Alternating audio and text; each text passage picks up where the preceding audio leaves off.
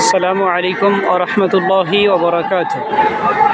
সম্মানিত দর্শক শ্রোতা, কাছের কিংবা দূরের, দেশের কিংবা বিদেশের, যে যেখান থেকে আমার কথা শুনতেছেন,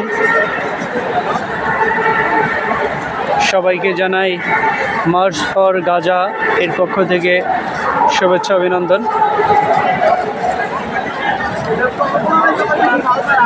আমাদের সম্মানিত ভাই বোন যারা গাজায় অবস্থান করছেন, ফিলিস্তিনে অবস্থান করেছেন, যারা শহীদ হয়েছেন, যারা পঙ্গুত্ব বরণ করেছেন, আহত হয়েছেন, কারা ঘর ছাড়া হয়েছেন, বাড়ি ছাড়া হয়েছেন, সবার প্রতি সমবেদনা, সহমর্মিতা জ্ঞাপন করছি।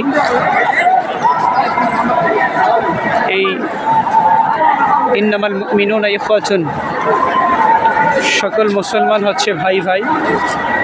আল্লাহ রাব্বুল আলামিনের এই বাণীর বাস্তবায়ন আমরা দেখতে পাচ্ছি যে আমরা সুদূর বাংলাদেশ থেকে হয়তো তাদের জন্য সরাসরি যুদ্ধে জিহাদে অংশগ্রহণ করতে পারছি না, অনেকে আর্থিক সহযোগিতা করার সুযোগ হচ্ছে, কিন্তু আমরা গাজার প্রতি সমবেদনা, সহমর্মিতা, তাদের ব্যথায় ব্যথিত, তাদের কষ্টে আমরাও কষ্ট অনুভব করছি। অনলাইনে আছেন আপনি? অনলাইনে আসেন। তারই প্রমাণ আমরা দেখতে পাচ্ছি মার্চ ফর গাজা। আমি এখন অবস্থান করছি ঢাকা বিশ্ববিদ্যালয়ের টিএসসি চত্বরে, অর্থাৎ আমাদের মূল যে কর্মস্থল সেটা হচ্ছে সোহরাওয়ার্দী উদ্যান, এই পাশেই। কিন্তু আমরা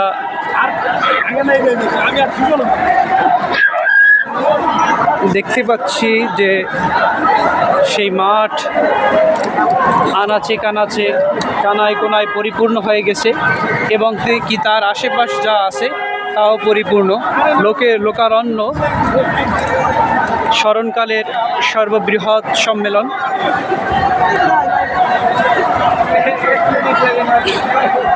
আল্লাহর রাসূল সাল্লাল্লাহু আলাইহি ওয়াসাল্লাম বলেন যে আল মুসলিমু কা রাজুলি ওয়াহিদ, আল মুসলিমু কা জাসাদি ওয়াহিদ, যে মুসলমানরা হচ্ছে একটা দেহের ন্যায়, একটা বডির মতো।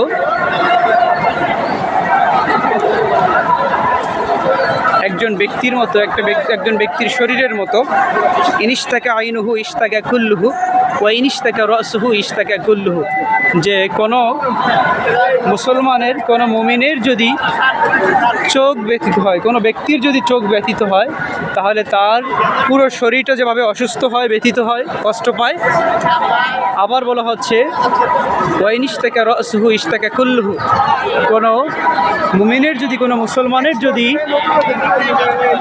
মাথা ব্যথিত হয়, মাথা ব্যথা করে, তাহলে তার পুরো শরীরটা ব্যথিত হয়, কষ্ট পায়। এরকমই হচ্ছে পুরো মুসলমান বিশ্ব, মুসলিম জাতি। যদি কোনো মুসলমান বিপদে পড়ে, কষ্টে পড়ে, অসুস্থ হয়, রোগাগ্রস্ত হয়, যে কোনো সমস্যায় নিপতিত হয়, তাহলে পুরো মুসলিম বিশ্ব তার ব্যথায় ব্যথিত হবে, কষ্টে কষ্ট অনুভব করবে। এটাই হচ্ছে একজন মুসলমানের পরিচয়, একজন মুসলমানের প্রতি আরেক মুসলমানের কর্তব্য, ভালোবাসা, অধিকার।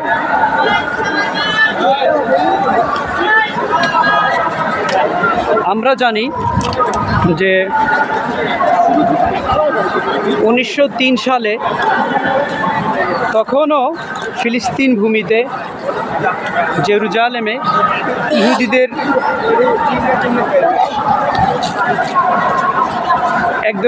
এক ধরনের চিহ্ন ছিল না বলা যায়।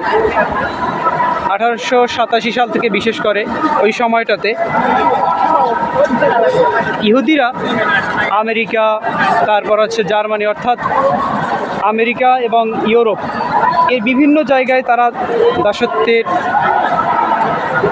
তারপর হচ্ছে গ্লানির শিকার হয়েছিল। অর্থাৎ এখন যারা মানবতার বুলি আওড়ায়, সেই আমেরিকা, সেই ইউরোপ কান্ট্রি, পশ্চিমা দেশগুলো, তারাই কিন্তু ইহুদিদের প্রতি জুলুম নির্যাতন চালিয়েছিল। এক পর্যায়ে ফিলিস্তিনে তারা এসে মুসলিমদের কাছে আশ্রয় প্রার্থনা করে। কারণ মুসলিমরা এমনি দয়ালু, তারা তাদেরকে বসবাসের জায়গা দেয়। 1903 সালের কথা, যখন তারা বিভিন্ন দেশ থেকে ইহুদিরা ফিলিস্তিনে একত্রিত হতে লাগলো। 1903 থেকে 1914 প্রথম বিশ্বযুদ্ধ শুরুর আগ পর্যন্ত মাত্র তারা 3% ইহুদি এই ফিলিস্তিনে বসবাস করছিল মুসলমানদের আশ্রয়ে। পরবর্তীতে যখন 1914 সালে যখন প্রথম বিশ্বযুদ্ধ শুরু হয়,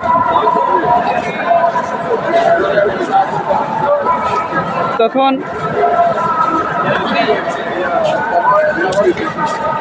এই ব্রিটিশ এবং আমেরিকান তাদের এক ধরনের অস্ত্রের জন্য এক ধরনের বুলেট বা কার্তুজ আকারে এক ধরনের যে কোনো একটা অস্ত্রের মধ্যে ব্যবহারের জন্য একটা বিষয় প্রয়োজন হয়। তখন এটা ঘোষণা দেয় যে যে এটা তৈরি করে দিতে পারবে তাদেরকে এই ফিলিস্তিন ভূমি দেয়া হবে।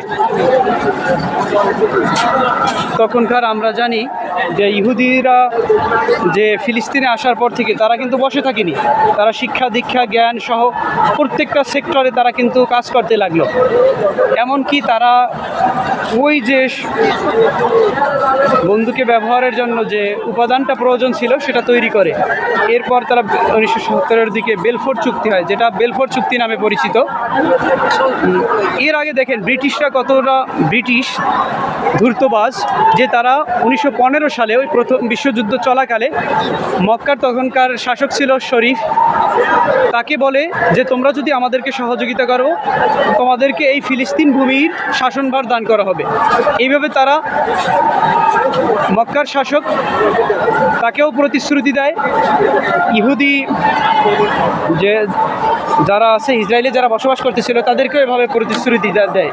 অর্থাৎ একই ভূমি দুই দলের থেকে সুযোগ নেয়ার জন্য তারা দুই দলকে দেওয়ার জন্য প্রতিশ্রুতি দেয়। এরপরে 1918 সালে প্রথম বিশ্বযুদ্ধ শেষ হয়, যার মাধ্যমে আমাদের যে সর্বশেষ যে খেলাফত ব্যবস্থা ছিল, অর্থাৎ বর্তমান যে তুরস্ক, সেখানে যে খেলাফত ব্যবস্থা ছিল সেই তুরস্ক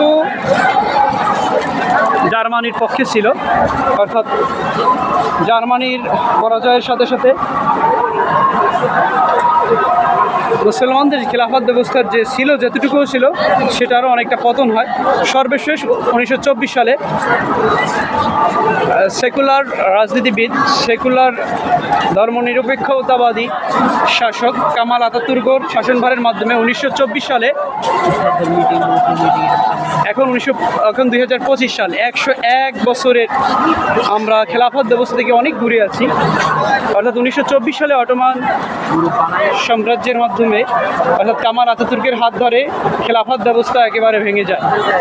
এরপর থেকে আমাদের মুসলিমদের উপর অত্যাচার নির্যাতন আমরা দেখতে পাচ্ছি। যেহেতু আমাদের খলিফা নাই, যেহেতু আমাদের প্রতিনিধি নাই, যেহেতু আমাদের কোরআন দ্বারা আমাদের বিশ্ব শাসিত হয় না, আমরা কাঁটাতারের বিরাজালে আমরা কিন্তু আবদ্ধ হয়ে আছি।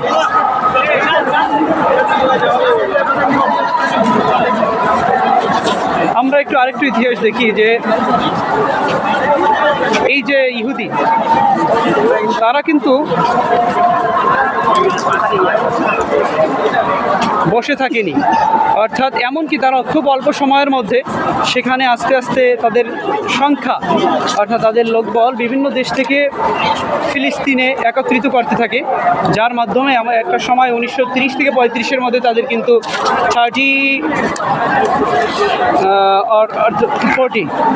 30 থেকে 30 অথবা 40%-এর মতো তাদের কিন্তু জনসংখ্যা দাঁড়ায়।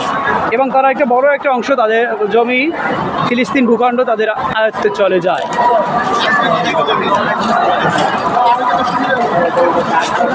এরপরে তাদের সাথে মুসলমানদের সাথে এবং ব্রিটিশদের সাথে প্রায় খুঁটিনাটি ছোটোখাটো বাকবিতণ্ডা, ছোটোখাটো যুদ্ধ লেগেই থাকতো। কিন্তু তারা শিক্ষা দীক্ষা তারপর বিভিন্ন কার্যক্রম কিন্তু এগিয়ে যেতে লাগবে। এমনকি তারা ফিলিস্তিন ভূখণ্ডে বিশ্ববিদ্যালয় তৈরি করছে, বিদ্যুৎ উৎপাদন করছে, বিভিন্ন কর্মকাণ্ড তারা কিন্তু এগিয়ে যাচ্ছে। আর এদিকে মুসলমানরা কিন্তু আস্তে আস্তে ধীরে স্থিরভাবে পিছিয়ে পড়তেছিল, যেহেতু তাদের খেলাফত ব্যবস্থা, তাদের লিডারশিপ নেতৃত্বের অভাব ছিল, শূন্য ছিল। পরবর্তীতে 1939 সালে দ্বিতীয় বিশ্বযুদ্ধ শুরু হয়। এর আগে ব্রিটিশ, আমেরিকা তাদের আধিপত্য বিস্তারের জন্য জাতিপুঞ্জ তৈরি করেছিল 1924 দিকে। এরপরে 1939 সালে দ্বিতীয় বিশ্বযুদ্ধ শুরু হয়।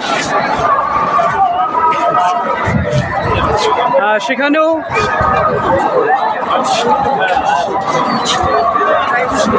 মুসলিমরা যে দেশের সঙ্গে লিপ্ত ছিল, তাদের সাথে ছিল, তাদের পরাজয় হয়। এরপর 1945 সালের যুদ্ধ শেষ হয় এবং 1945 সালে জাতিসংঘ, যেটা মুসলিমদেরকে শাসন করার জন্য এই যে আমেরিকা, ব্রিটিশ, চীন, রাশিয়া, ফ্রান্স এদের আধিপত্য ধরে রাখার জন্য এই জাতিসংঘ তৈরি করে, যার মাধ্যমে মুসলিমদেরকে কোণঠাসা করতে তাদের আরও সুবিধা হয়। অপরদিকে আমরা জানি যে আমাদের 57টি মুসলিম রাষ্ট্র নিয়ে ওআইসি আছে, কিন্তু এটা নাম কাও আসছে, জাস্ট আমরা বলতে পারি এটা একটা ধ্বজভঙ্গ একটা সংগঠনের মতো। এরপর 1948 সাল থেকে বর্তমান পর্যন্ত, এর আগ পর্যন্ত 4টি বড় বড় আরব ইসরায়েল যুদ্ধ হয়, যে 4টি যুদ্ধেই মুসলমানরা পরাজয় লাভ করে। এর মাধ্যমে তারা আস্তে আস্তে প্রত্যেকটা যুদ্ধেই তারা ফিলিস্তিন ভূখণ্ড প্রত্যেকটা যুদ্ধেই কিছু না কিছু দখল করে। এমনকি এখন তো এই যে সর্বশেষ আজ পর্যন্ত পুরো ফিলিস্তিনই তাদের আয়ত্তে। গাজাটা মুসলমানদের নিয়ন্ত্রণে ছিল, হামাসের আয়ত্তে ছিল, যেটাও আমরা দেখতে পাচ্ছি এই 2025 সালে এসে মুসলমানদের হাতছাড়া হয়ে গেল। এখন কথা হচ্ছে মুসলমানদের এই পরাজয়ের কারণ বা কি? মুসলমান কি জনসংখ্যায় কম বা কিছু? আমরা যদি একটা হাদিসের থেকে শুরু করি, যে আল্লাহর রাসূল সাল্লাল্লাহু আলাইহি ওয়াসাল্লাম বললেন যে এমন একটা সময় আসবে আমার উম্মতেরা মার খাবে। তখন সাহাবায়ে কেরাম আল্লাহ রাসূল সাল্লাল্লাহু আলাইহি ওয়াসাল্লামকে জিজ্ঞেস করলেন, কেন ইয়া রাসূলুল্লাহ, আমরা কি তখন সংখ্যায় কম হব? তখন আল্লাহ রাসূল সাল্লাল্লাহু আলাইহি ওয়াসাল্লাম বলছেন, না, বরং তোমরা সংখ্যায় অনেক বেশি হবে, কিন্তু তোমরা জিহাদকে ভুলে যাবে।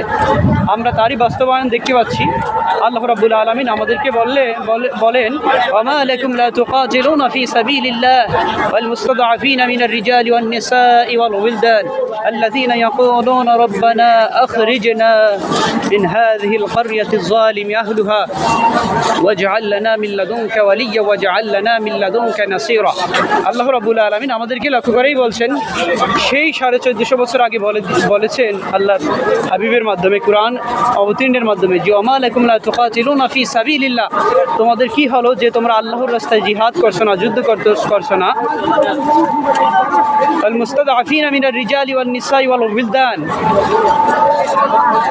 যে দুর্বল মুমিন, তারা কি পুরুষ, নারী এবং ছোট ছোট শিশুরা বলতেছে, আল্লাযীনা ইয়াকুলুনা, যারা বলে, রব্বানা আখরিজনা মিন হাযিহিল ক্বরয়াতিয যালিমি আহলুহা, হে আমার রব, হে আমার প্রতিপালক, আপনি আমাদেরকে এই জালেমদের হাত থেকে, এই জালেমদের জনপদ থেকে রক্ষা করুন। ওয়াজআল লানা মিন লাদুনকা ওয়ালিয়্যা, এবং আমাদের জন্য ওয়ালি, অভিভাবক পাঠান। ওয়াজআল লানা মিন লাদুনকা নাসীরা, এবং আপনি আমাদের জন্য সাহায্যকারী পাঠান, যারা আমাদেরকে সাহায্য করবে।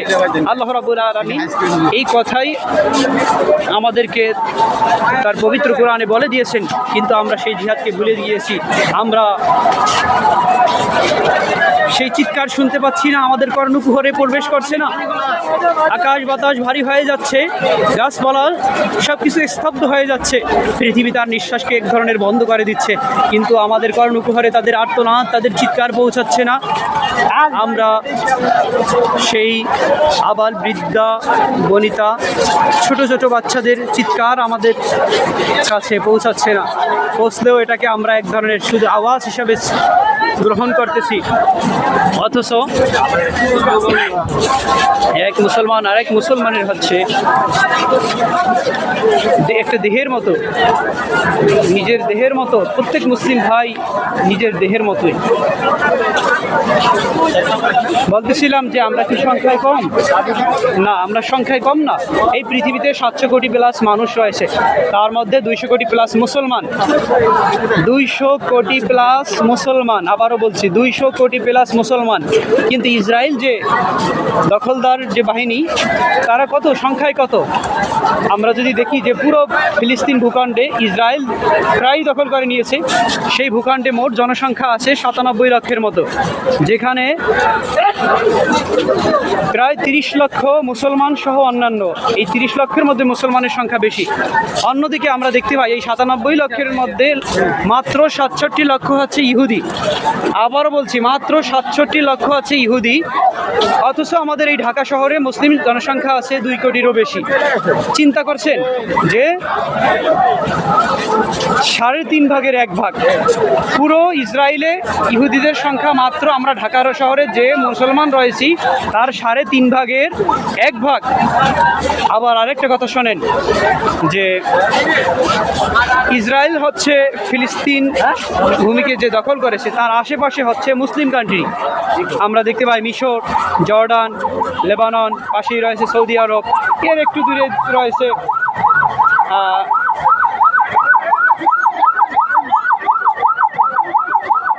পাকিস্তান। তারপর এক কথায় যেহেতু মধ্যপ্রাচ্যে এটা, অর্থাৎ চারোদিকে মুসলিম। এই ইসরায়েল ভূখণ্ড যে দখল করে নিয়েছে এর চারোদিকেই মুসলমান কান্ট্রি, মুসলিম দেশ। মুসলমানরা যদি চায় যে তাদের আকাশপথ ব্যবহার করতে দিবে না, জলপথ ব্যবহার করতে দিবে না, স্থলপথ ব্যবহার করতে দিবে না, তাহলে তাদের আর গতি থাকে না, তাদের কোনো উপায় থাকে না। তারা তেল আমদানি রপ্তানি করতে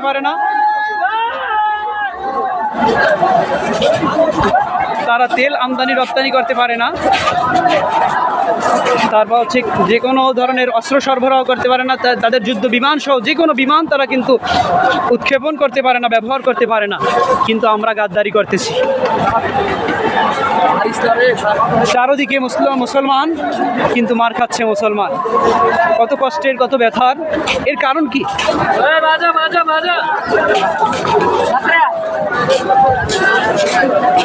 আমাদের এখান থেকে শিক্ষা নেওয়া প্রয়োজন। এর কারণটা কি? আমরা তো দেখতে পাই সাধারণ মুসলমান, প্রত্যেকটা দেশের সাধারণ মুসলমান ফিলিস্তিনি ভাই বোনদের পক্ষে, গাজার ভাই বোনদের পক্ষে। তারপরও আমাদের এই এত অধঃপতনের কারণ হচ্ছে আমাদের যারা শাসক আছে তারা কিন্তু প্রকৃত মুসলমান না। আমাদের শাসকরা হচ্ছেন সেকুলার টাইপের, তারা সেকুলার মুসলিম, তারা সেকুলার শাসক, অর্থাৎ তারা ধর্ম নিরপেক্ষতাবাদে বিশ্বাসী। তাদের কাছে ক্ষমতা, মদ, নারী এগুলো কিন্তু আগে। কিয়ামত হয়ে যাক, যাই কিছু হয়ে যাক না কেন, কিয়ামত হয়ে যাবে,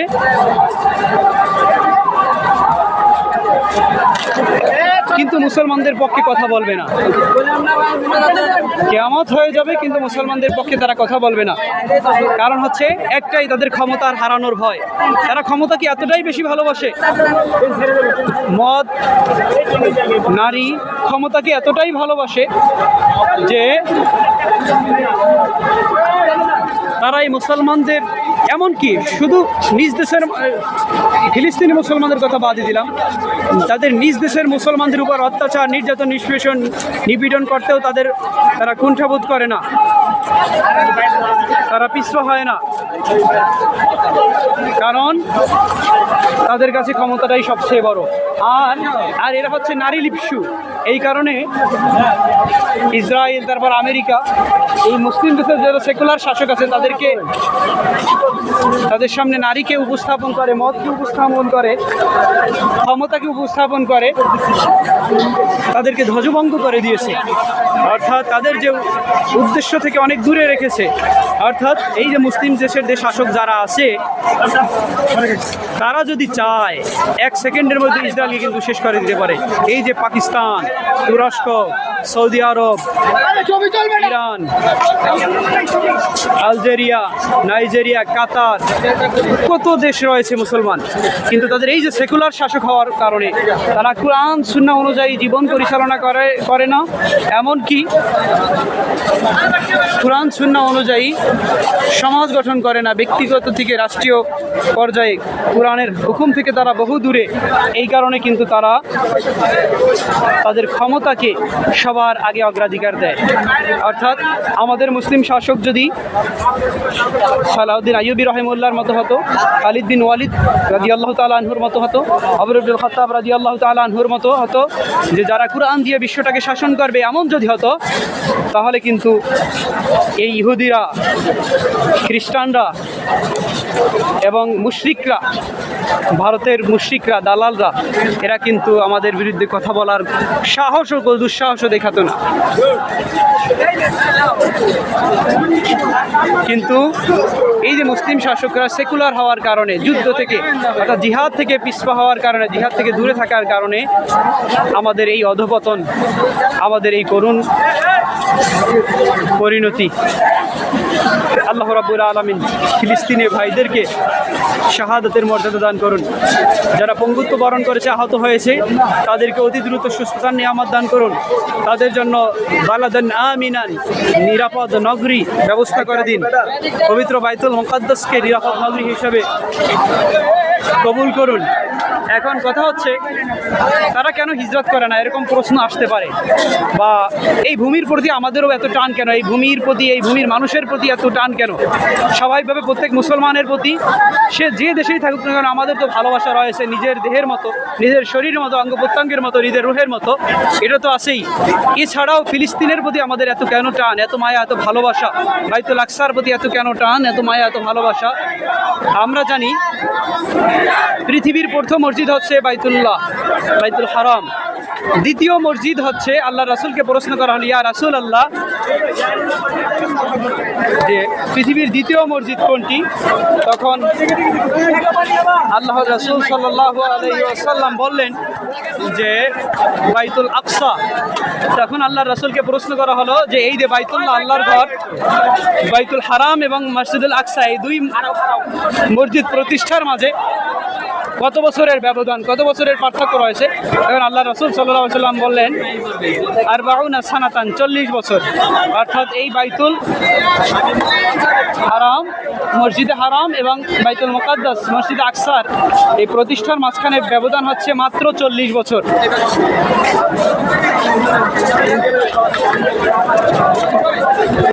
এরপরে আমরা জানি এটা হযরত সুলাইমান আলাইহিস সালাতু ওয়াস সালাম জিনদের মাধ্যমে পুনর্নির্মাণ করেন।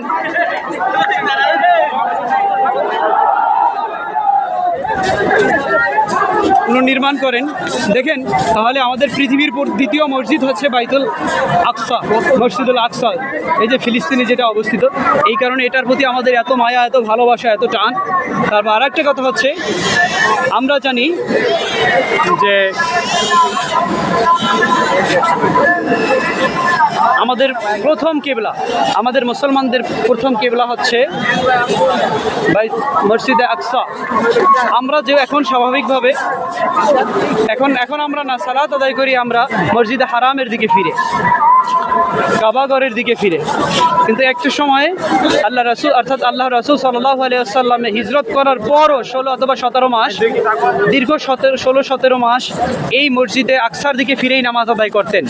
আল্লাহ রাসূল সাল্লাল্লাহু আলাইহি ওয়াসাল্লাম যখন 622 খ্রিস্টাব্দে হিজরত করলেন, মক্কা থেকে মদিনা হিজরত করলেন, সেই হিজরতেরও 16 থেকে 17 মাস পর আল্লাহ রাব্বুল আলামিন নির্দেশ দিলেন। অর্থাৎ আল্লাহ রাসূল সাল্লাল্লাহু আলাইহি ওয়াসাল্লাম জোহরের নামাজ আদায় করতেছিলেন, জোহরের নামাজের দ্বিতীয় রাকাতে আল্লাহ রাব্বুল আলামিন আল্লাহ রাসূলকে এবং তার সকল উম্মতকে আদেশ দিলেন যে তোমরা যে যে অবস্থানে আসো না কেন, তোমরা তোমাদের কিবলাকে মসজিদে আকসা থেকে বাইতুল্লাহর দিকে ঘুরাও।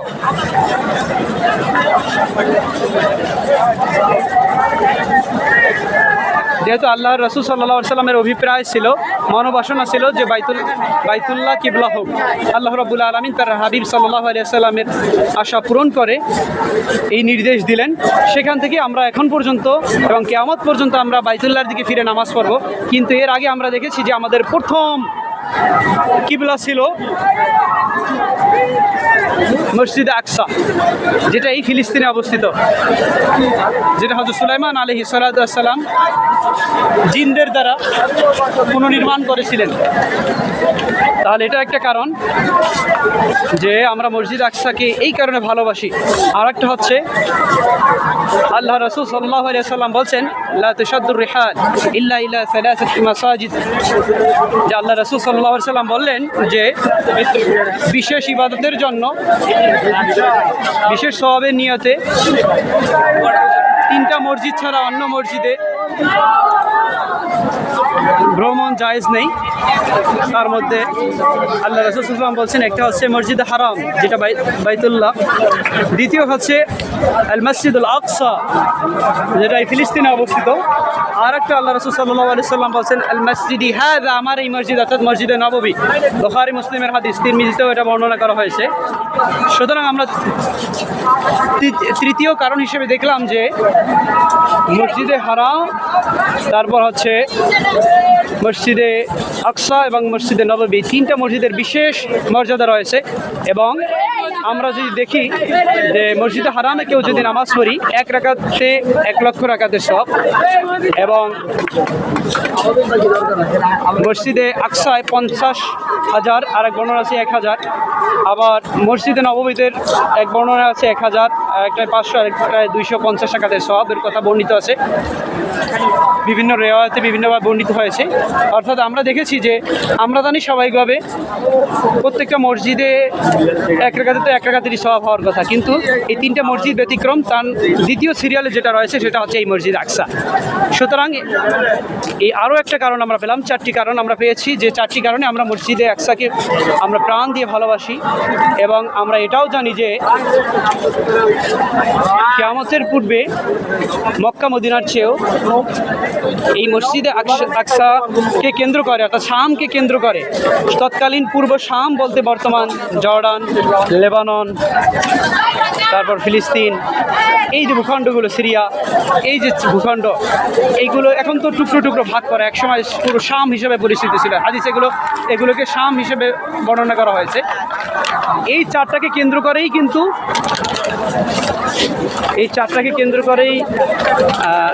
অর্থাৎ এই শামকে কেন্দ্র করেই, এই 4টা দেশ তথা এই শামকে কেন্দ্র করেই কিন্তু বিশেষ বিশেষ ঘটনাগুলো সংঘটিত হবে। আর এটাকে, এই ভূখণ্ডকে বলা হয়েছে আরদুল মাহশার আল মানশার, অর্থাৎ হাসর নাসরের ভূমি বলা হয়েছে হাদিসে। এটা খুবই দামি ভূমি।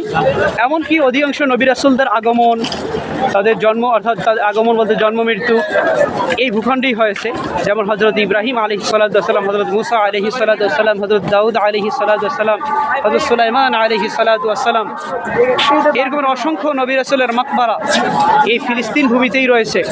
এবং এখানেই তারা অনেকেই জন্মগ্রহণ করেছিলেন, এই পবিত্র ভূমিতে।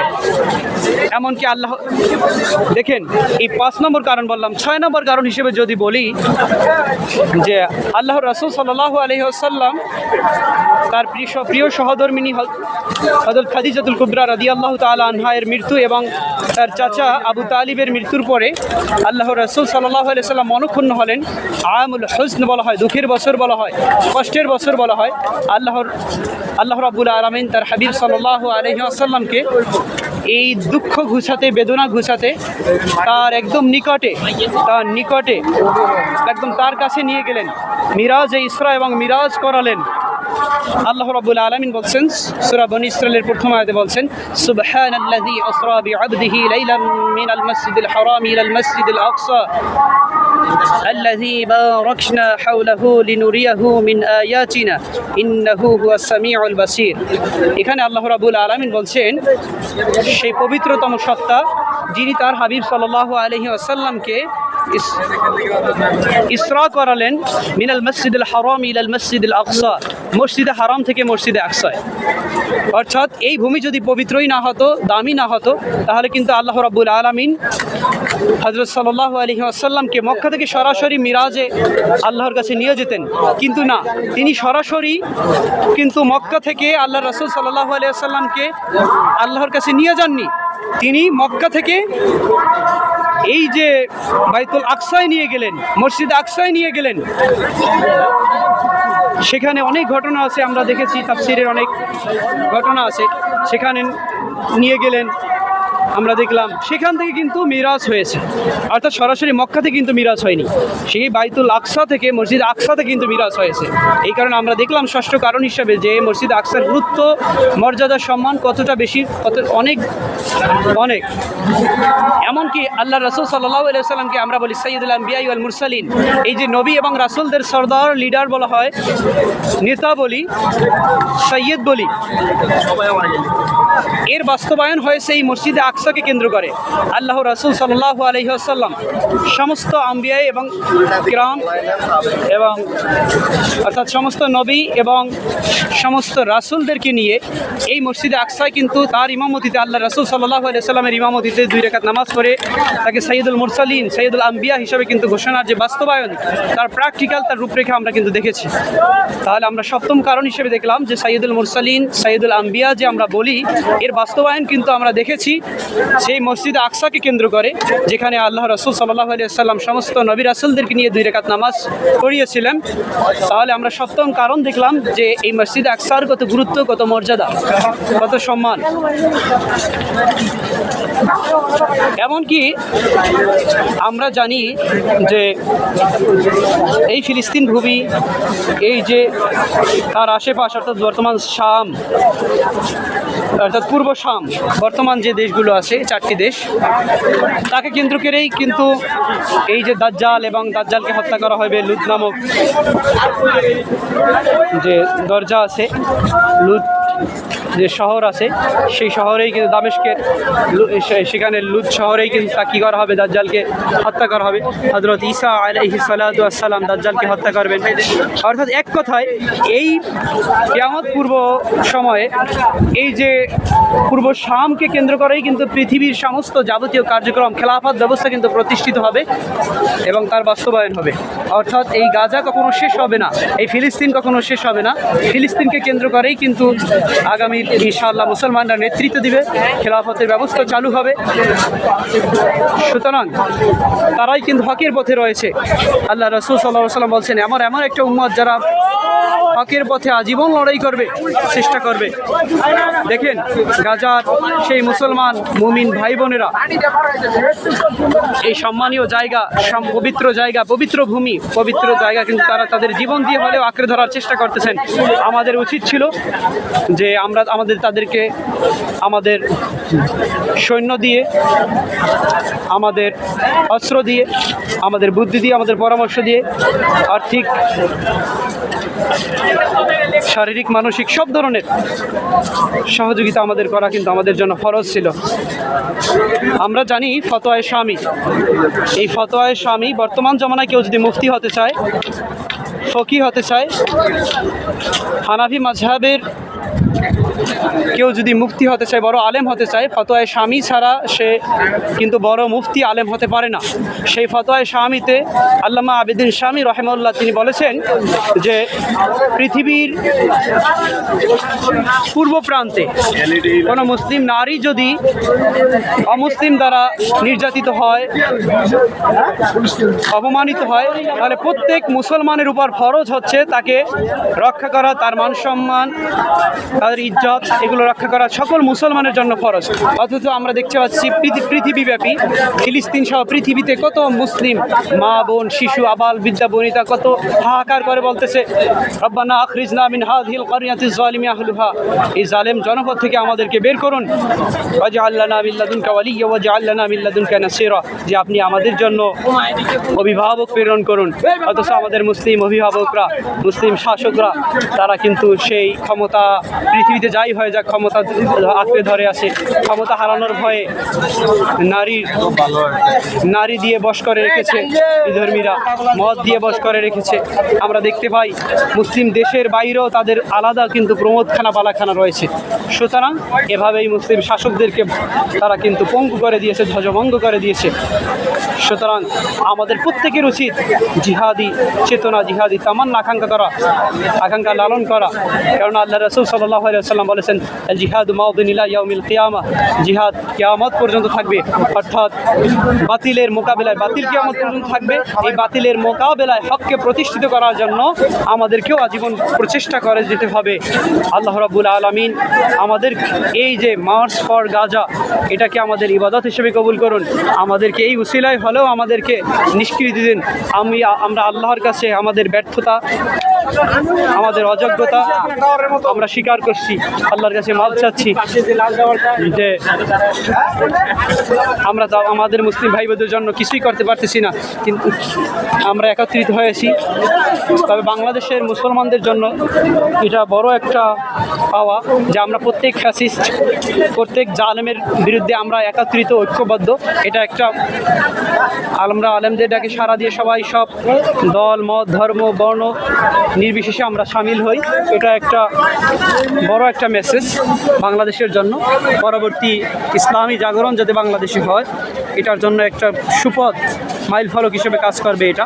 আমরা দেখেছি যে আমাদের দেশের আলেম ওলামা যারা ডাক দিয়েছেন, রাজনৈতিক অরাজনৈতিক ধর্মীয় থেকে শুরু করে প্রত্যেকটা অঙ্গনের, প্রত্যেক রাজনীতিবিদ, প্রত্যেক সেক্টরের লোকজন তাদের দায়িত্বশীলরা এসেছেন এবং তারা তাদের ডাকে আমরা সবাই সাড়া দিয়েছি। প্রত্যেক জালেমের বিরুদ্ধে আমরা ঐক্যবদ্ধ। আল্লাহ রাব্বুল আলামিন আমাদের এই মার্চ ফর গাজাকে কবুল করুন এবং মুসলিম ভাই বোনদের জন্য নিরাপদ নগরী দান করুন এবং ফিলিস্তিনি ভাই বোনদেরকে আবার তাদের ভূখণ্ড যাতে ফিরে পায়।